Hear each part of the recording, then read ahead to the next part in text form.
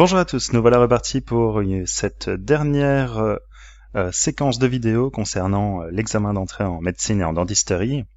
La partie physique aujourd'hui, toujours l'épreuve de 2018. Alors on commence tout de suite. Une onde harmonique se propage dans une corde à une célérité, donc c'est la vitesse, de 4 mètres par seconde. Le graphe ci-dessous représente l'élongation en fonction du temps d'un point situé sur la corde et on demande que vaut la longueur d'onde. Donc ici, typiquement, on va utiliser la relation V égale lambda nu, la vitesse est égale à la longueur d'onde multipliée par la fréquence. On nous donne la vitesse. À l'aide du graphique, on peut trouver, puisqu'il est en fonction du temps ici, on peut trouver la période qui est l'inverse de la fréquence, et on peut comme ça assez facilement déduire la longueur d'onde. On peut voir sur le graphique que la période vaut 2 secondes, donc la fréquence vaut 1 sur 2 Hertz, puisque l'inverse de la seconde c'est le Hertz, 1 sur 2, donc 1 demi, et on doit multiplier la longueur d'onde par 1 demi pour obtenir la vitesse qui vaut 4, donc la longueur d'onde à choisir c'est 8. D'optique ici, à condition que l'angle d'incidence soit suffisamment grand, quand peut-on observer le phénomène de réflexion totale? Alors, on donne les indices de réflexion de 3 milieux, l'air, l'eau, le verre, et différentes propositions.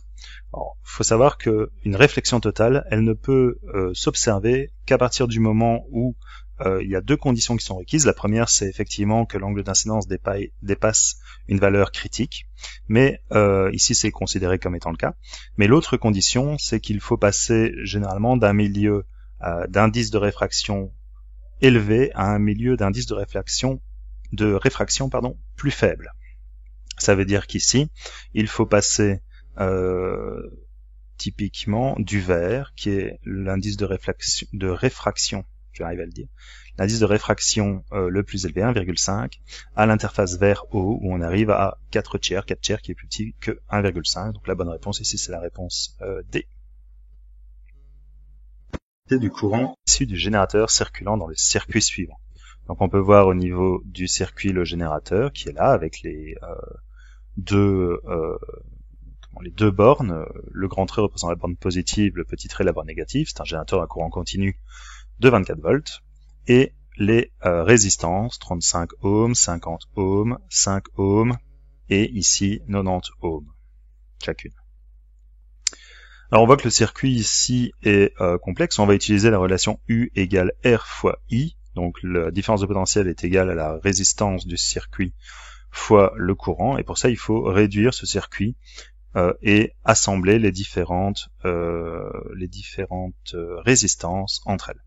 Alors pour ça, il y a différentes relations. Quand les résistances sont en série, on en fait la somme. Quand les résistances sont en parallèle, on fait la somme de l'inverse des résistances qui donne l'inverse de la résistance équivalente. Donc ici, cette zone-ci, on a 2 résistances de 90 ohms en parallèle. Eh bien, on va obtenir la résistance équivalente en faisant 1 sur 90 plus 1 sur 90 égale 2 sur 90. Et ça, c'est l'inverse de la résistance équivalente. Donc on peut remplacer cette résistance-là par une résistance qui vaut 90 divisé par 2, c'est-à-dire 45 ohms. On peut additionner celle-ci de 5, puisqu'elles sont maintenant en parallèle. Ça fait 45 plus 5, 50. Et on voit sur le circuit, qui est là, cette branche-ci, qu'elle est en parallèle avec une autre résistance de 50.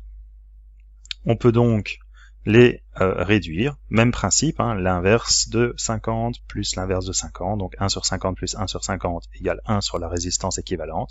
Ça nous fait 2 sur 50, 50 divisé par 2, ça fait 25. 25 plus cette résistance-ci qui est en série dans le circuit, ce qui nous fait une résistance totale équivalente de 60. Alors U égale R fois I. Pour trouver l'intensité, on va diviser la différence de potentiel par la résistance équivalente, c'est-à-dire 24 divisé par 60 ici, et on trouve une intensité de courant de 0,4 ampères, qui est la réponse C, ici.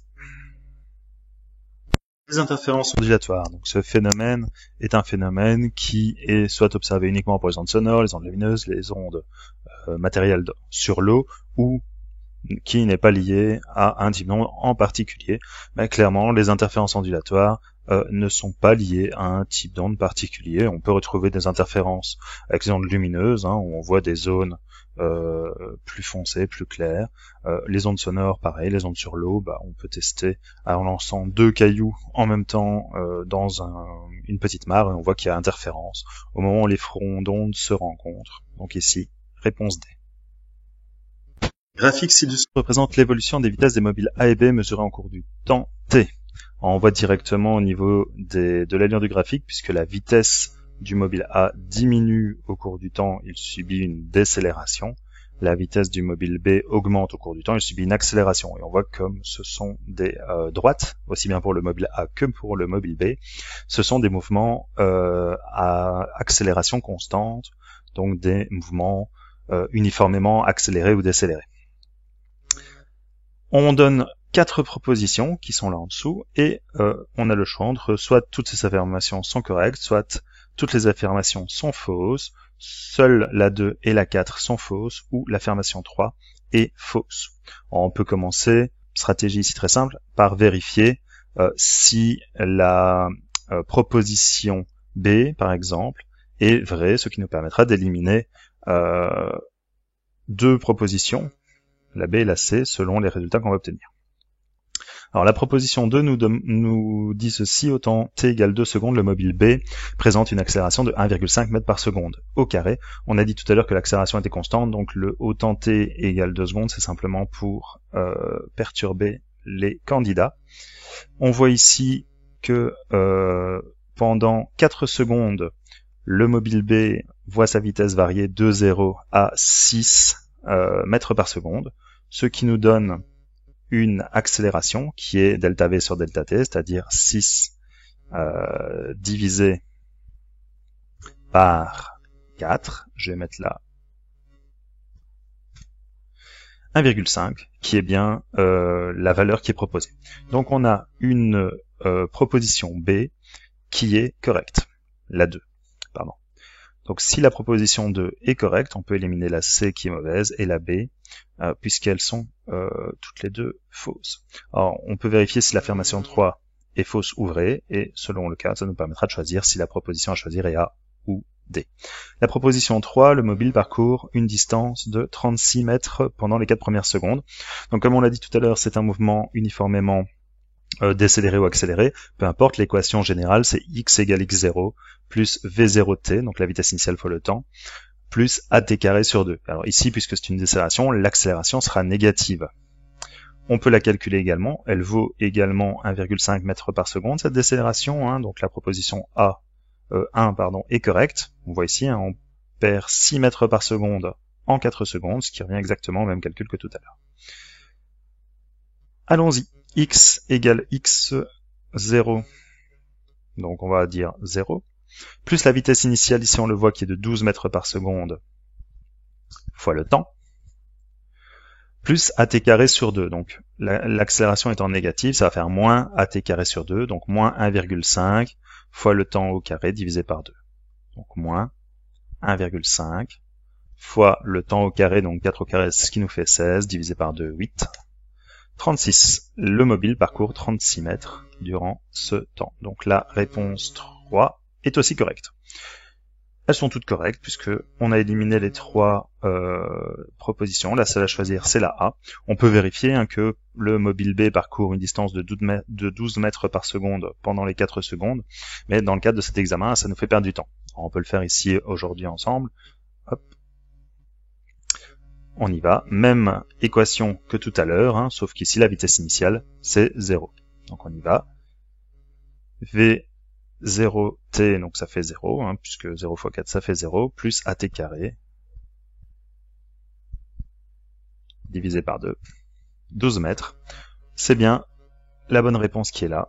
C'était pas utile de le vérifier. La réponse à choisir, c'est toutes les affirmations sont correctes. Se déplace le long de l'axe des X. La figure ci-dessous donne sa position en mètres en fonction du temps exprimé en secondes. On voit que c'est pas un mouvement qui est simple. On a plusieurs parties au niveau du mouvement. Vous voyez les différentes parties qui sont ici. Voilà. À chaque fois, ce sont des mouvements à vitesse constante, ce sont des droites. La partie qui nous intéresse, c'est ici, à 17,5 secondes. On voit qu'on est dans une zone rectiligne, à vitesse constante, puisqu'on a une droite dans le graphique. Si on prend par exemple entre 20 et 15 secondes, durant ces 5 secondes, le mobile a parcouru 100 mètres. Donc, ce qui nous donne, puisqu'ici la vitesse est constante, 100 mètres en 5 secondes, 20 mètres en 1 seconde. Réponse D. Le rayon lumineux est envoyé sur une lentille schématisée ci-dessous. On donne les positions des foyers, objets et images et on propose 4 rayons réfractés. On demande de choisir celui qui est le bon. Alors, c'est une lentille convergente. On le voit au sens des flèches. Ça veut dire que les rayons numéro 1, le rayon numéro 1, pardon, qui est divergent, on peut déjà supprimer cette proposition-là. Deuxième autre proposition qu'on peut supprimer, c'est la proposition 2, puisque pour sortir parallèle à l'axe optique, il faut que le rayon incident passe par le foyer objet, c'est pas le cas, donc on peut éliminer le 2 également. Pour passer par le foyer image, comme c'est le cas pour le rayon 4, il faut que le rayon incident soit parallèle à l'axe optique. Ici, on voit que c'est pas le cas. Il nous reste la proposition 3, et c'est celle-là qu'il faut choisir. La C.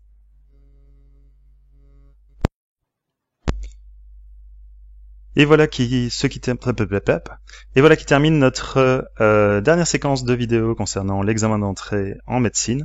Bon courage à tous ceux qui préparent. Ciao!